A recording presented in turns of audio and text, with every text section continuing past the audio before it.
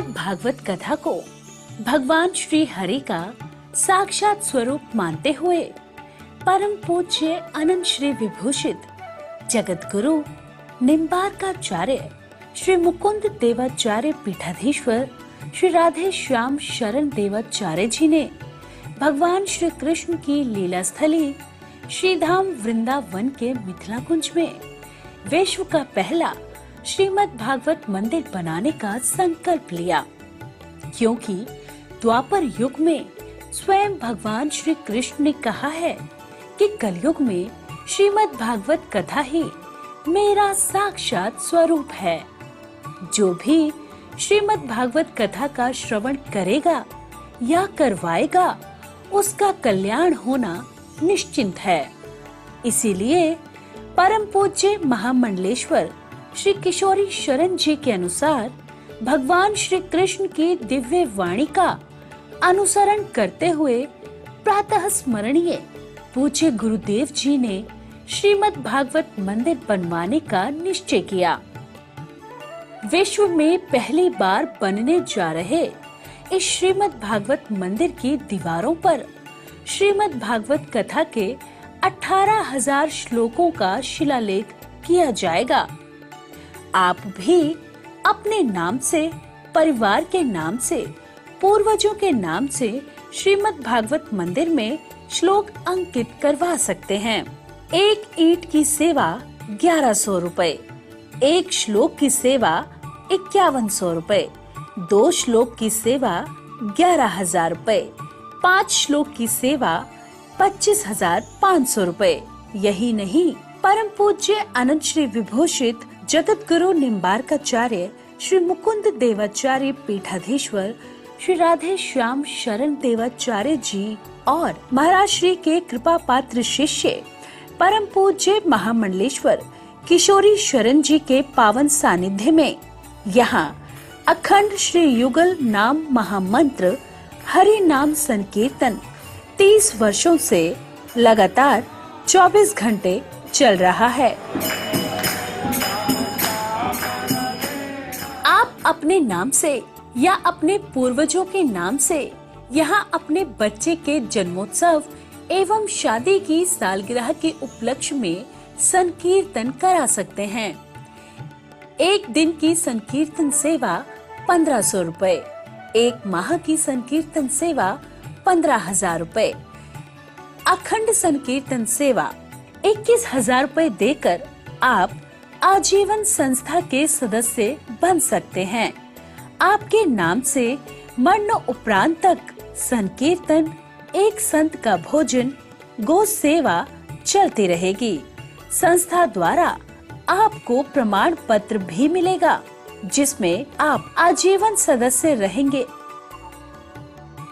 आप संकीर्तन एवं संत सेवा, गौ सेवा हेतु श्रीधाम वृंदावन के मिथिला कुंज आश्रम में साधु संत सेवा अन्य क्षेत्र में सहयोग कर सकते हैं।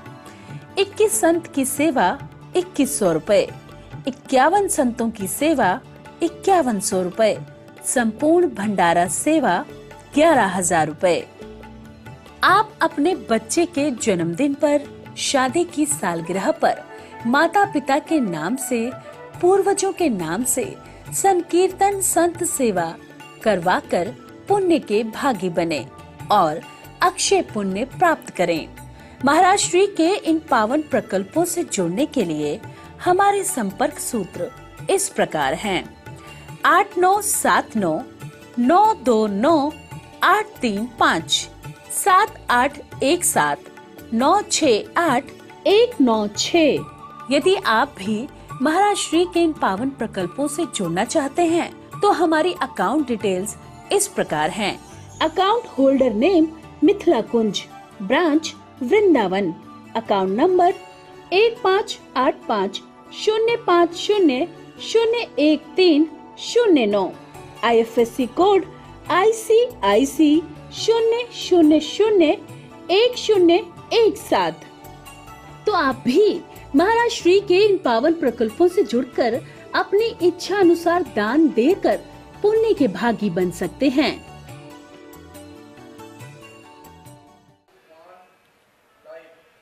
श्री वृंदावन बिहारी लाल की जय। श्री सद्गुरुदेव भगवान की जय। जय जय श्री राधे, जय जय श्री राधे। सभी भक्तवृंद भगवान के मंगलमय, मधुरमय, आनंदमय, नामनिष्ठ श्रद्धालुगण, आज हम सब संकीर्तन महिमा के अंतर्गत जो आप संकीर्तन माला का रसास्वादन कर रहे हैं, वही संकीर्तन माला के अंतर्गत अभी 9 दिवसीय हम सब देवी पुराण, देवी सुधा निधि का रसास्वादन करेंगे कि देवी उपासना, परमात्मा की उपासना किस प्रकार करनी चाहिए, उन उपासना से भगवत प्राप्ति का साधना कैसे बने। जीवन में जैसे आज नवरात्रि प्रथम दिन का प्रारंभ हुआ है, प्रथम दिन की पूजन आप लोग कई साधकों के द्वारा, कई भक्तों के द्वारा श्रवण किए होंगे। आज माता दुर्गा माता की शैल पुत्री के रूप में पूजन होता है। शैल पुत्री यानी हिमालय की पुत्री, हिमालय की पुत्री यानी शैल पुत्री। शैल पुत्री की उपासना के फलस्वरूप क्या है? पूजन, लाल वस्त्र विशेषकर ध्यान रखना चाहिए। लेकिन इनका फल शैल पुत्री ही की पूजन प्रथम दिन क्यों होता है? और भी कोई उनके जो स्वरूप है उन देवी की पूजन होनी चाहिए? नहीं, शैल पुत्री की पूजन आज हम आपको विशेषकर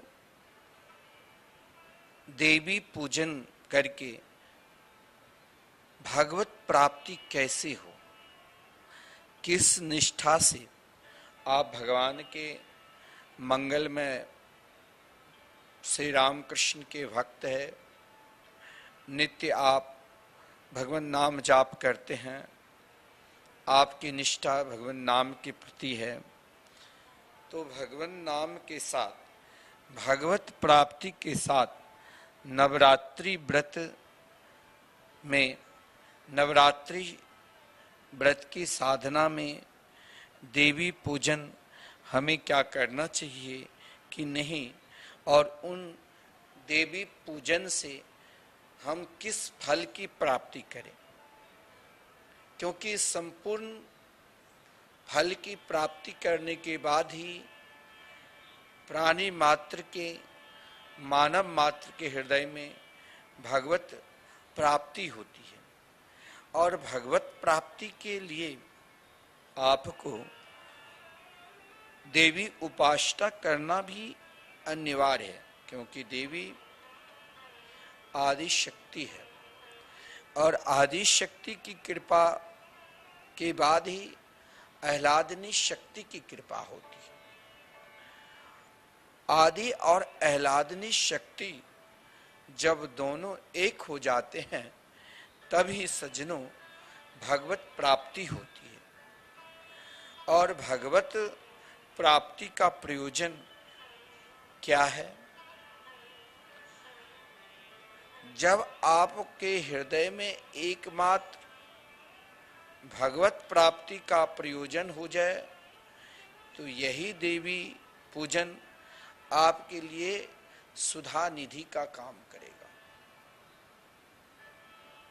देवी सुधा निधि का काम करेगा। और उन्हीं देवी सुधा निधि के ऊपर आज मैं सर्वप्रथम आपको विशेषकर दिनचर्या के विषय में, नव दिन, इन नवरात्रि में आपको कैसे अपने दैनिक दिनचर्या में रहना चाहिए, किस प्रकार अपनी दैनिक दिनचर्या करना चाहिए,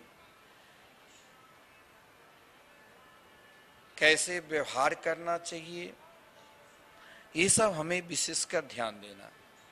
आजकल महाराज आप चले जाओ बंगाल में, बिहार में, बड़े बड़े पंडाल आप देखो, देवी पूजन ऐसे लगन के साथ देखोगे जो लगेगा कि वाकई में भक्त है।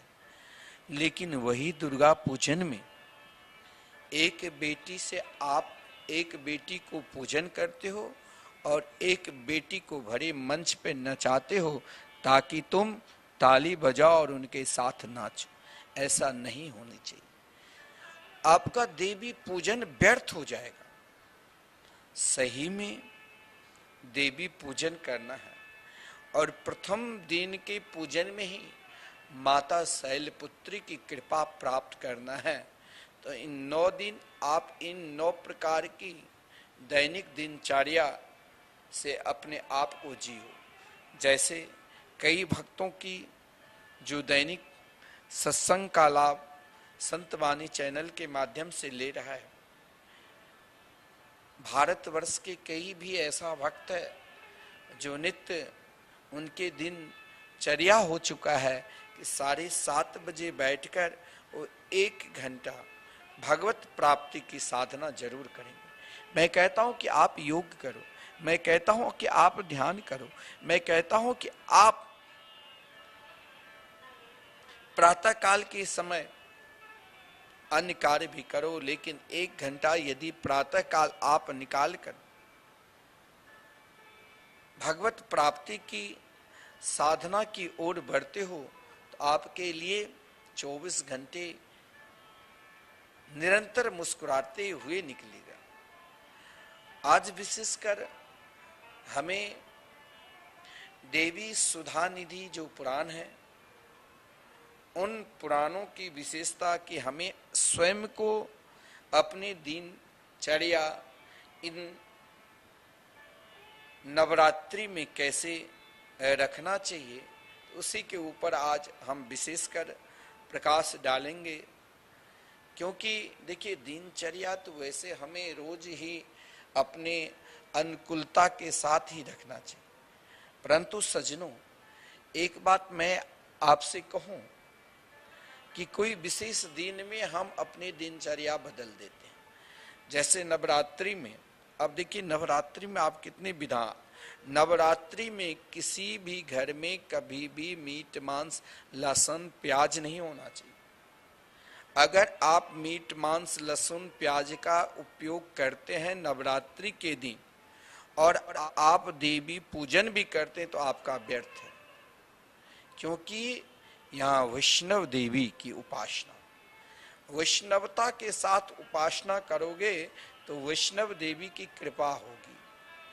फिर आपको वैष्णव देवी जाने की जरूरत नहीं, घर में ही आज से ही आप प्रारंभ कर दो।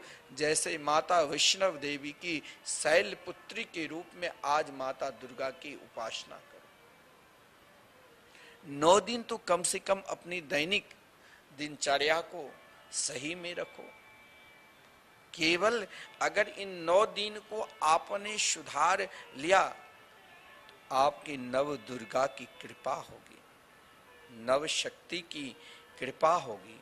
और जब नव शक्ति की 9 शक्तियों की कृपा हो जाए तो समझ लेना नवधा भक्ति अपने आप कृपा हो जाएगी। नव देवी, 9 देवी बोलते हैं ना, क्यों बोलते हैं? यही नवधा भक्ति की स्वरूप है। और नवधा भक्ति की स्वरूप स्वयं को अपने आप अपनी दैनिक दिनचर्या में लगा दो। क्योंकि अब दैनिक दिनचर्या क्या है, तो हम सभी मानवों को, सनातन धर्म प्रेमी को, देखिए नव दुर्गा नवरात्रि तो प्रायः बहुत से अन्य धर्म के लोग भी करते हैं। क्यों? क्योंकि ये शक्ति का उपार्जन है। 9 दिन आप सही होकर अपनी शक्ति का उपार्जन कर लिया और इस प्रकार दैनिक दिनचर्या से आप अपना समय निकाले तो जरूर आप स्वयं को अनुभव करके देख लेना कि इन नव देवी में, इन नवरात्रि में क्या शक्ति मिलती है, कौन सा तरंग मिलता है। देखिए, हमारे देश के प्रधानमंत्री, आप श्रवण किए होंगे कि जिसने 9 दिन तक केवल जल पीकर देश की सेवा सर्वोपरि मानकर अपनी दैनिक जो दिनचर्या है उसे कभी त्यागती नहीं, चाहे देश में राष्ट्र की सेवा करे और चाहे विदेश में जाकर राष्ट्र की सेवा करे। आप सुना होगा, जब अमेरिका गए तो वहाँ नाना प्रकार के व्यंजन था, लेकिन अपनी निष्ठा, अपनी दैनिक दिनचर्या जो है वो कभी त्यागे नहीं। इन नवरात्रि में उनकी उपासना आज जो हमारे देश में ये जो शक्ति मिल रही है, संपूर्ण विदेश के बड़े बड़े महाराज आतंकवादी, बड़े बड़े आतंकवादी भारत देश को देख रहे हैं कि कैसे हमला करो, लेकिन हमारे देश के प्रधानमंत्री के पास वो शक्ति है जो शक्ति आप भी उत्पन्न कर सकते हो। क्या?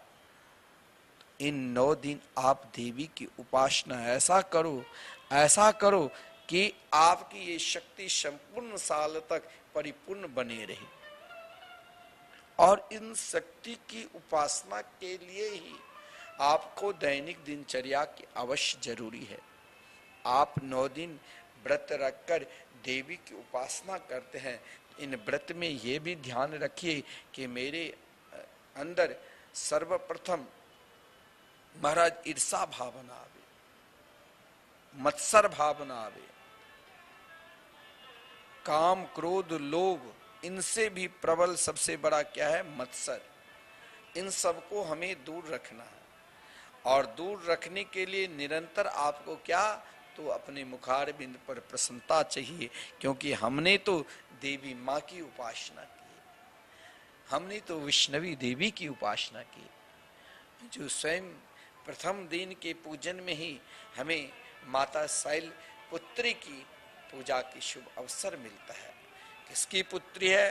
तो हिमालय की। हिमालय की तरह हमें दृढ़ता और तटस्थ रखना है और कैसे अपने जीवन को इस प्रकार दैनिक दिनचर्या में बिताना है, क्योंकि इस समय हम सभी को प्रातः काल जगकर, क्योंकि प्रातः काल जागरण से लेकर रात्रि शयन पर्यंत दैनिक कार्य कर्मों का पर्याप्त महत्व है। पुराणों में यह प्रकरण बड़ा विलक्षण सदाचार में निर्दिष्ट है। प्रायः कई लोग घंटे 2 घंटे का समय निकालकर देवी उपासना, भगवदाराधन, पूजा पाठ, समाज सेवा तथा अनेक प्रकार के परोपकारादि में कार्यों में व्यतीत करते हैं, परंतु शेष समय व्यवहार जगत में स्वेच्छाचार पूर्वक काम, क्रोध, लोभ, मोह, मद, मत्सर तथा छल कपट से युक्त असत कार्यों में भी लगाते हैं, जिसे पाप पुण्य और सुख दुख दोनों उन्हें भोगना पड़ता है। लेकिन सज्जनों, सच्चा सुख नित्य सनातन और एक रस क्या है? शांति में है। देवी पूजन का फलस्वरूप क्या है? जीवन में शांति मिले, क्योंकि सच्चा सुख नित्य सनातन और एक रस एकमात्र शांति में है, और उसके आश्रय है क्या? मंगलमय भगवान। अब मंगलमयी भगवान आपकी निष्ठा यदि जिस देवी देवता में, जिस उपासना में है, उसे मंगलमय मानकर इन नवरात्रि के दिन आप जो पहले उपासना करते हैं उससे अधिक उपासना करना चाहिए।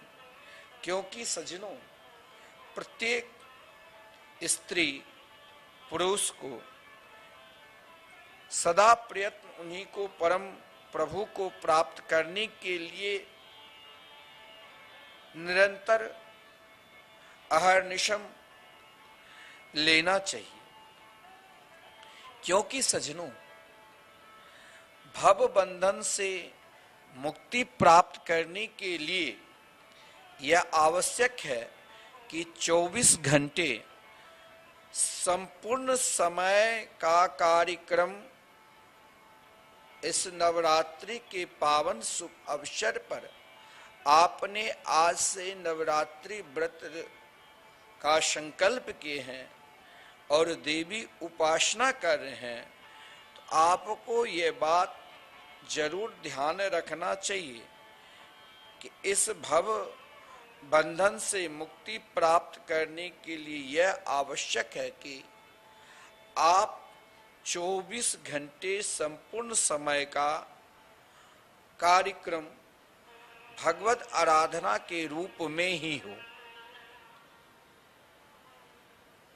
आप केवल ये मत सोच लेना कि हमने तो चलो पहले तो 1 घंटा भी पूजा करने के लिए नहीं बैठते थे, लेकिन नवरात्रि में मैंने 3-3 घंटे 4-4 घंटे पूजा की, और वो भी व्रत करके। लेकिन आपने व्रत किया, आपने उपासना किया, मैं मानता हूं आप अन्न नहीं ले रहे हैं, मैं कहता हूं आप अन्न खाओ, लेकिन उसको त्याग करो जिससे आपका अनिष्ट हो रहा है।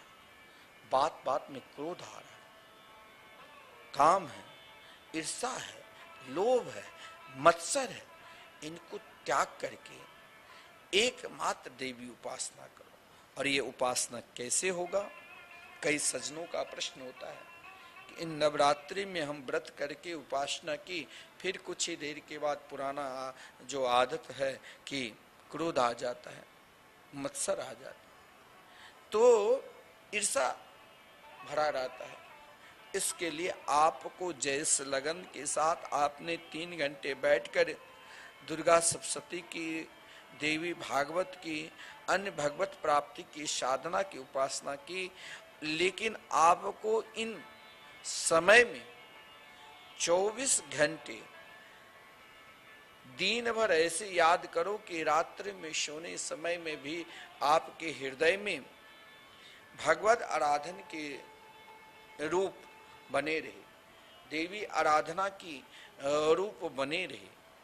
क्योंकि भव बंधन से, ध्यान देना, मैं बार बार कह रहा हूं, भव बंधन से मुक्ति प्राप्त करने के लिए यह आवश्यक है कि 24 घंटे के संपूर्ण समय का कार्यक्रम भगवदाराधन देवी उपासना के रूप में हो।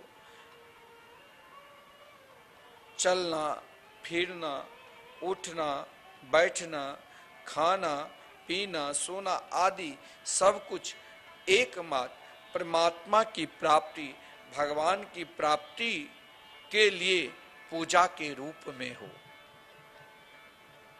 जो भी कार्य करे उन कार्य में देवी की प्रसन्नता के लिए, भगवान की प्राप्ति के लिए ही पूजा के रूप में हो। और ऐसा भाव आपके हृदय में उत्पन्न हो जाएगा तो ध्यान रहना, जो इन नवरात्रि में आपने व्रत करके देवी उपासना की और आपके हृदय में जैसे आपने कलश की स्थापना की, संकल्प लिया और तब आप पूजा पाठ प्रारंभ करते हैं, आप एक संकल्प जरूर ले लेना कि इन 24 घंटे में जो भी कार्य करूंगा वो कार्य एकमात्र भगवान की प्राप्ति, देवी की प्राप्ति, परमात्मा की प्राप्ति के लिए ही पूजा के रूप में हो।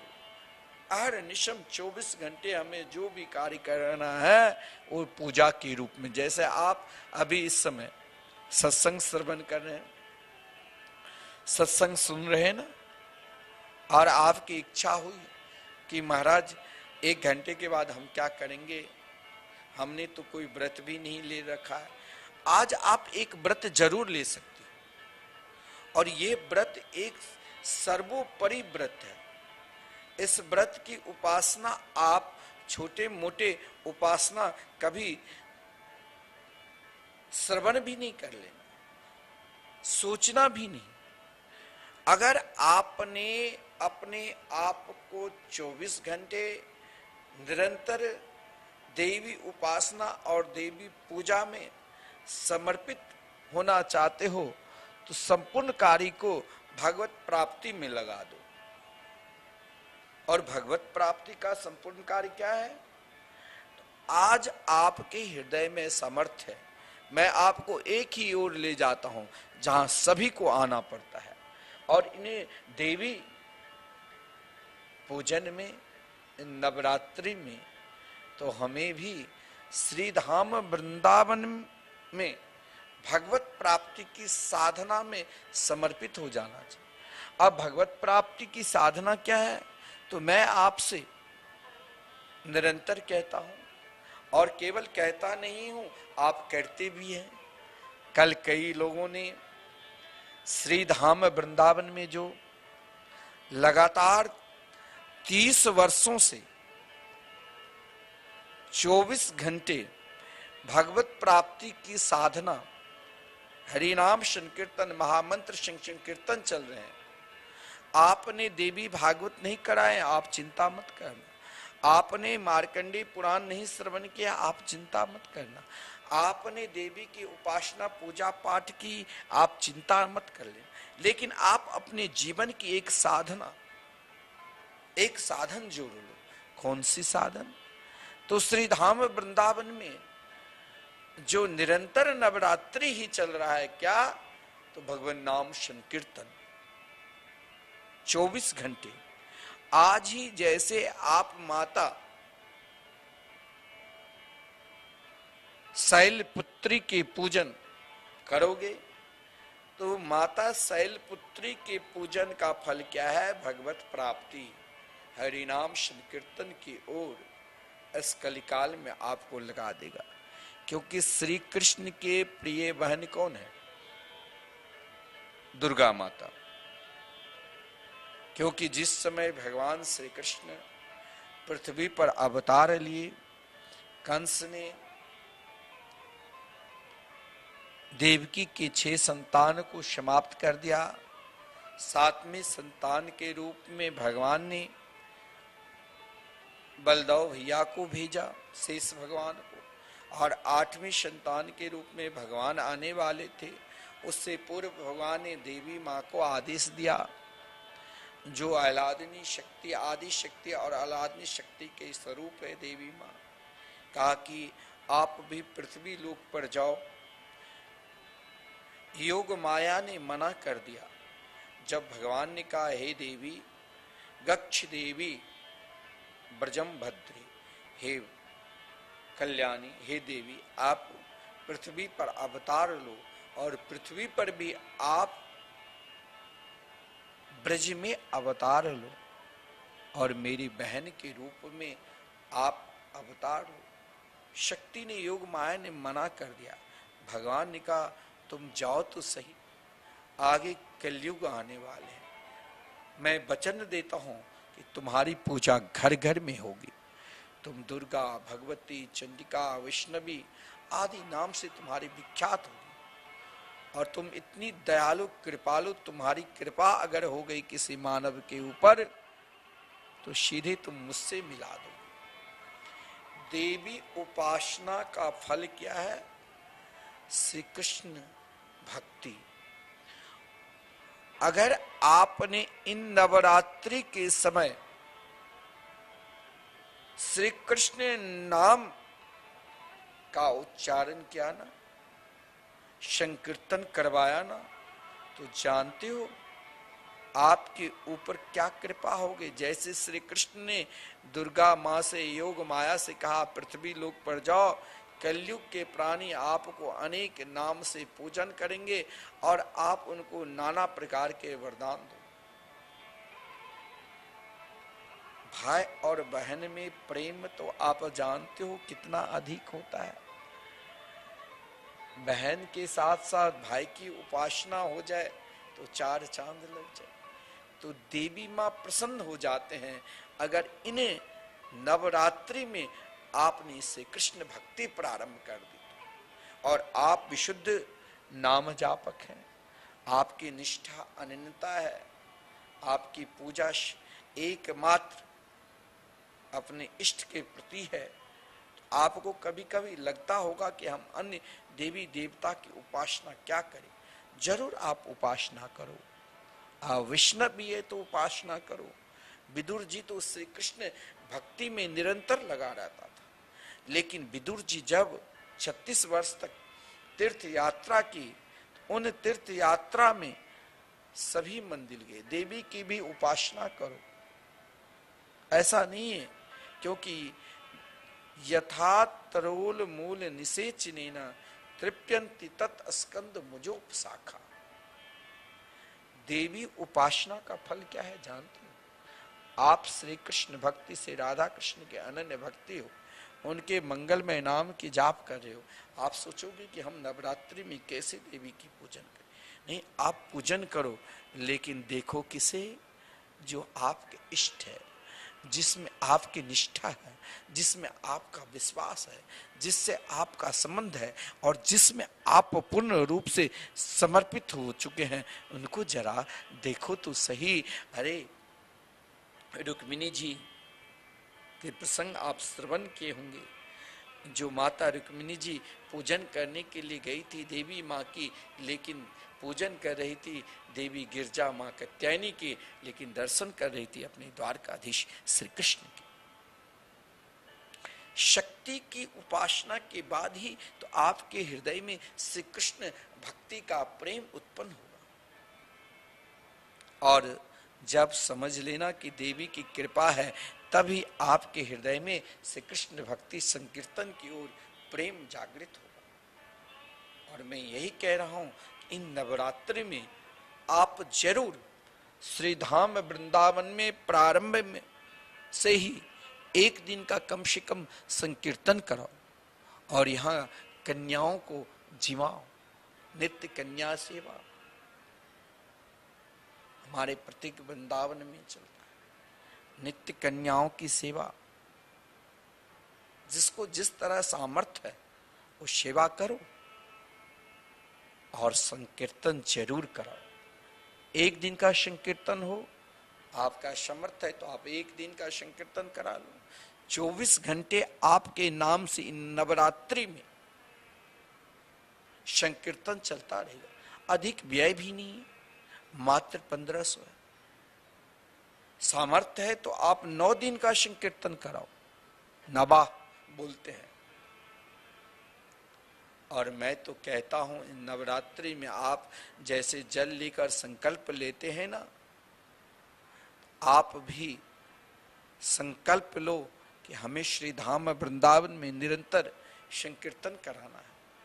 जब तक आप रहेंगे तब तक आपके नाम से 12 दिन संकीर्तन होगा, 24 घंटे, और नित्य संत सेवा होगा। इतना ही नहीं, मरणोपरांत भी आपके नाम से श्री धाम वृंदावन में संकीर्तन चलता रहेगा, क्योंकि यह संकीर्तन एक दो दिन नहीं, एक दो माह नहीं, एक दो वर्ष नहीं, ये अखंड है, आजन्म तक चलता रहेगा। हम रहे, आप रहे, ना रहे, लेकिन संकीर्तन सदा रहेंगे, सदा चलते रहेंगे। और संकीर्तन निष्ठ, संकीर्तन प्रेम, यही तो देवी की कृपा है। और ये कृपा क्या है? कृपा यही है, देवी की कृपा और परमात्मा की कृपा। आपको जो चाहिए, धर्म, अर्थ, काम, मोक्ष, चारों पुरुषार्थ आपको प्राप्ति हो जाए। क्योंकि हमारे शास्त्रों में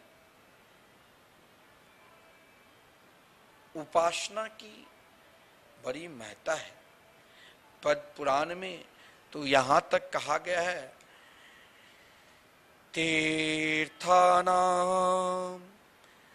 च परम तीर्थम कृष्ण नाम महर्षय तीर्थी कुर्वन्ति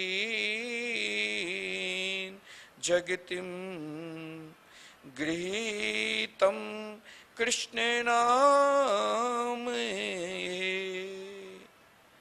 कहा गया है समस्त तीर्थों में सबसे बड़ा तीर्थ क्या है? समस्त पूजा में सबसे बड़ा पूजा क्या है? समस्त नाम में सबसे बड़ा भगवत नाम क्या है? समस्त आराधना में सबसे बड़ी आराधना क्या है? समस्त तीर्थों में सबसे बड़ा तीर्थ क्या है जानते हो? तीर्थानाम च परम तीर्थम कृष्ण नाम महर्षय। समस्त तीर्थों में सबसे बड़ा तीर्थ भगवान श्री कृष्ण का नाम है। क्या है? भगवान श्री कृष्ण का नाम है। जिस नाम की ओर आपको मैं निरंतर प्रेरणा करता हूं, ध्यान देना। इस कलयुग में हम सब के अंदर कितने रोम हैं? 3.5 करोड़ रोम हैं शरीर में, और उतने ही तीर्थों में हमें जाना चाहिए। कोई जा सकता है उतने 3.5 करोड़ तीर्थों में, लेकिन समस्त तीर्थों में सबसे बड़ा तीर्थ का आश्रय आपने ले लिया तो समस्त तीर्थों में वास करने का फल मिलेगा। वो क्या है? तो श्री कृष्ण नाम। जिस नाम की ओर मैं आपको रोज कहता हूं ना कि आप श्री धाम वृंदावन में अगर आपने मानव शरीर प्राप्त किया है तो ये मानव शरीर को सार्थक करना है तो आपको हरिनाम संकीर्तन जरूर कराना चाहिए। जब तक आप संकीर्तन नहीं कराओगे तब तक आप देवी पूजन की क्या महिमा है, क्या महात्म है, वो आप कैसे पहुंच पाओगे? क्योंकि आप कोई सत्कर्म करते हैं, कलश की स्थापना की है तो वहां पंडित जी सभी तीर्थों को स्थापित करते हैं। और सभी तीर्थ की स्थापना क्या है? तो तीर्थानाम च परम तीर्थम कृष्ण नाम महर्षय। आपने देवी पूजन की, कलश की स्थापना की और उनमें सभी तीर्थों की तीर्थ को बुलाया जाता है। क्या है? तो भगवान श्री कृष्ण के नाम को आवाहन किया जाता है। हे नाम भगवान, आप विराजमान रहिए कलश के रूप में। जो लोग ध्यान देना एक बार श्री कृष्ण नाम का उच्चारण करते हैं ना, एक बार श्री कृष्ण नाम का जाप करते हैं, एक दिन संकीर्तन कराते हैं, तीर्थम कुर्वन्ति जगतिम गृहीतम कृष्ण नाम ये। जो लोग श्री कृष्ण नाम के उच्चारण करते हैं वे संपूर्ण जगत को तीर्थ बना देते हैं। तीर्थी कुर्वन्तिम जगतिम गृहीतम कृष्ण नाम ये। ध्यान देना, आप एक दिन संकीर्तन कराते हैं तो वहां तो कहा गया है कि जो लोग श्री कृष्ण नाम का उच्चारण करते हैं वे संपूर्ण जगत को तीर्थ बना देते हैं। और आपने तो श्री कृष्ण नाम वृंदावन में 24 घंटे कराए, आपके दर्शन मात्र से ही उनका देवी पूजन सार्थक हो जाएगा, क्योंकि आपका हृदय भगवान कृष्ण नाम की ओर है। क्योंकि श्री कृष्ण नाम उच्चारण करने मात्र से ही संपूर्ण जगत के तीर्थ बना देते हैं आपको। कहा गया है प्रतिमाम च हरेर दृष्ट्वा सर्व तीर्थ फलम लभेत। इन वचनों से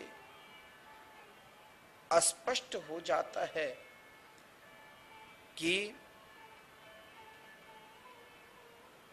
भगवत प्राप्ति की सर्वश्रेष्ठ साधना एकमात्र श्री कृष्ण के मंगलमय नाम में है। और नवरात्रि में इसीलिए मैं आपसे बार बार कहता हूं कि आप देवी पूजन जरूर करो और पूजन के साथ श्री कृष्ण नाम की अत्यधिक उपासना करो। क्योंकि देखिए नवरात्रि में सब अपने अपने मतानुसार अपने इष्ट की पूजा लगन के साथ करते हैं, क्योंकि इस समय आपको सिद्धि की प्राप्ति होती है और आपने श्री कृष्ण नाम की सिद्धि प्राप्त कर ली इन नवरात्रि में। तो जानते हो इन सिद्धि की प्राप्त करने से आपको क्या, आप जिसे जो भी कह दोगे, क्योंकि श्री कृष्ण नाम की सिद्धि में धर्म अर्थ काम धर्मार्थ काम मोक्षाख्याम या इच्छेत श्रेय आत्मन एकमेव हरिस्तत्र कारणम पाद सेवन। श्री कृष्ण नाम में संपूर्ण सिद्धियां हैं। नवरात्रि में बड़े बड़े तांत्रिक बड़े बड़े महाराज साधक सिद्धियां प्राप्ति करते रहते हैं, अपने अपने अनुसार अपने इष्ट की उपासना करते रहते हैं और इष्ट के उपासना के साथ इष्ट के फल के रूप में देवी की स्थापना करते हैं। जैसे आज आपने आज घर घर में देवी उपासना और देवी की स्थापना करना चाहिए। क्यों? कि इससे करने से आपके घर की जो तरंग है, आपके घर में जो कुछ अशुभ चीज या अशुभ तत्व के वास है, उसको आप उन अशुभ तत्व को नष्ट करने के लिए, मानो आपके घर में किसी के घर में महाराज वास्तु दोष है, मकान बना लिया, पंडित जी ने कहा कि बीच में ही वास्तु दोष है जिससे संपूर्ण मकान को तोड़ना पड़ेगा। आप घबराओ नहीं, आप 9 दिन तक देवी की उपासना जिस प्रकार जिस देवी के पूजन की जाती है, जैसे आज माता शैलपुत्री की पूजन की जाती है, उन स्थान पे आप अपने घर में देवी की उपासना शैलपुत्री के रूप में जिस प्रकार विधान है, जिस तरह उनको नैवेद्य दिया जाता है, जिस प्रकार उनके भोग लगाया जाता है, जो जिस दिन उनका जो वस्त्र होता है, और वही वस्त्र आपको भी धारण करना चाहिए। और इस धारणा के साथ अगर आपने देवी पूजन की तो आपके घर में जो कोई अशुभ संस्कार की बात है, जैसे मान लो वास्तु दोष है, वो अपने आप नष्ट हो जाते हैं, फिर आपको मकान तोड़ने की जरूरत नहीं पड़ेगा। इतना ही नहीं, आपके घर में कोई तंत्र मंत्र का प्रयोग करता है तो तंत्र मंत्र का प्रभाव 1 साल तक आपके घर में प्रवेश करेगा ही नहीं। क्यों? क्योंकि आपने देवी की उपासना की है। जहां तक आपका समर्थ है, जिस योग के साथ, जिस भाव के साथ और जिस लगन के साथ जैसे आपका भाव है, आपको जरूर करना चाहिए। इन 9 दिन तो कम से कम आप अपने जीवन की दिनचर्या ऐसे निकालो कि स्वयं को, अपने आप को भगवान को हो जाओ। और नित्य ये भाव रखो, क्या? ऊर्ध्वबाहु रहम बचमी शृणु में परमं वच गोविंदे देहि हृदयम। ये भाव जरूर रखो और यह भाव सोचो कि मैं अपने आप को नहीं हूं। मैं बाह उठाकर श्रेष्ठ से श्रेष्ठ बात कहता हूं, सावधान होकर सुनो। जैसे हो वैसे अपने हृदय को भगवान को समर्पित कर दो।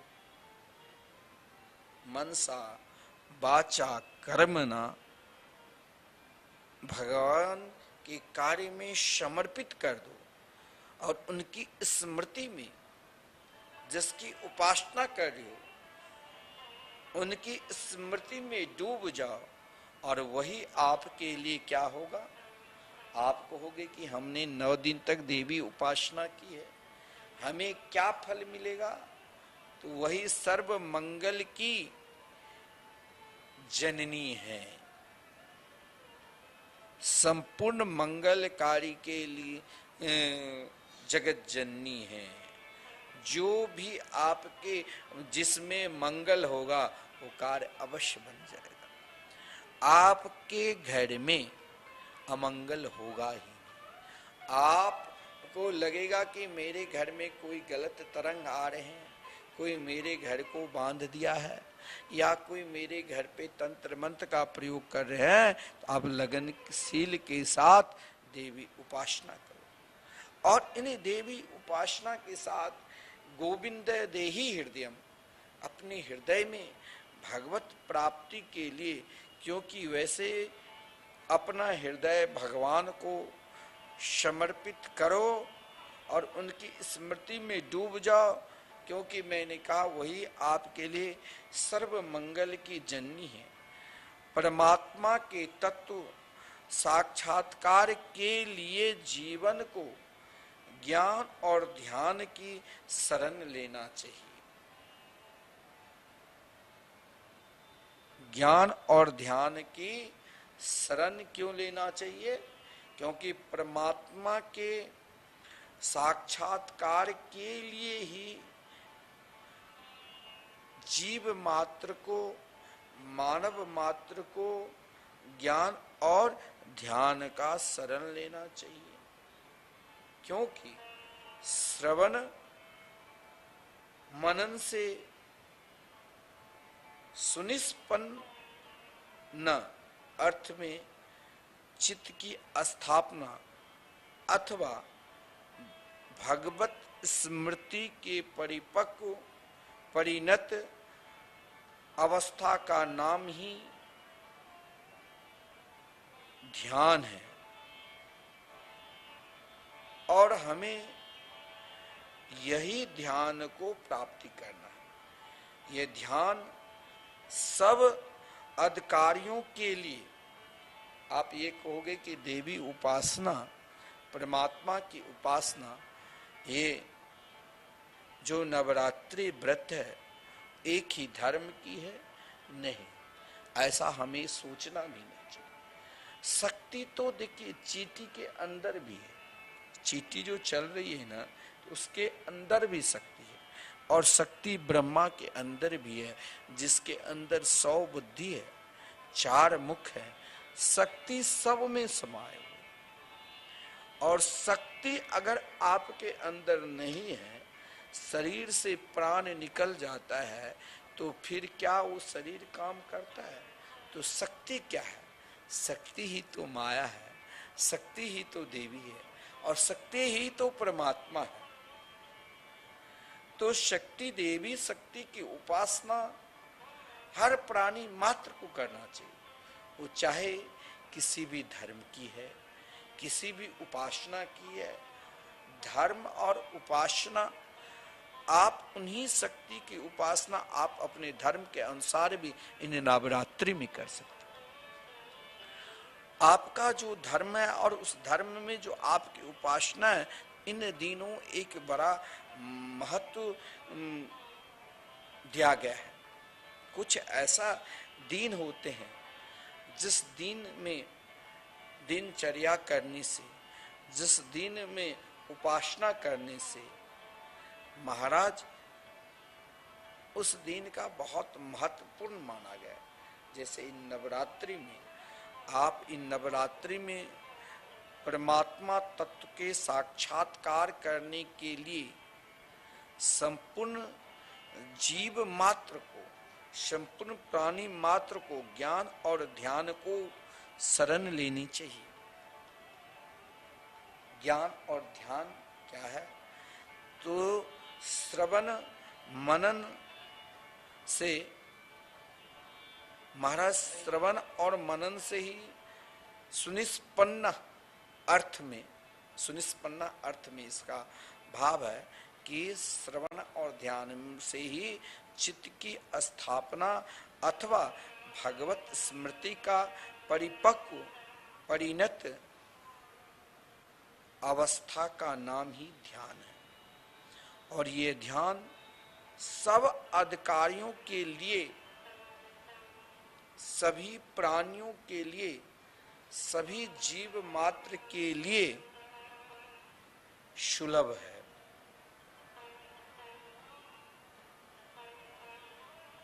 अब बताओ कितना सरल है भगवत प्राप्ति की साधना। और इसके लिए हमें स्वयं को दैनिक दिनचर्या को अपनाना चाहिए। दैनिक दिनचर्या से क्या होता है? जो हमने दैनिक दिनचर्या प्रारंभ कर दी कि हमें दैनिक उपासना करना है, तो दैनिक उपासना करने से महाराज आज आपने देवी पूजन बहुत कठोर, बहुत लगन के साथ किया, और कल आपने सोचा कि अभी करने की क्या जरूरत, बाद में कर लेंगे। नहीं, हमें निरंतर, हर हमेशा, हर पल अपनी दैनिक चर्या को सुगम और सरलता के साथ काम करना चाहिए। कैसे? तो भव बंधन से मुक्ति प्राप्त करने के लिए यह आवश्यक है, मैं आपको बार बार कहा कि 24 घंटे इस समय संपूर्ण समय का कार्यक्रम आप भगवत आराधना में, आप इन नवरात्रि में लगा दो। चाहे आपको चलना फिरना, उठना बैठना, खाना पीना, सोना आदि सब कार्य में आप भगवान की प्राप्ति के लिए लगा दो, और वही भगवान की प्राप्ति आपके लिए पूजा के रूप में है। देखिए, पापाचरण के लिए कहीं भी अवकाश न हो,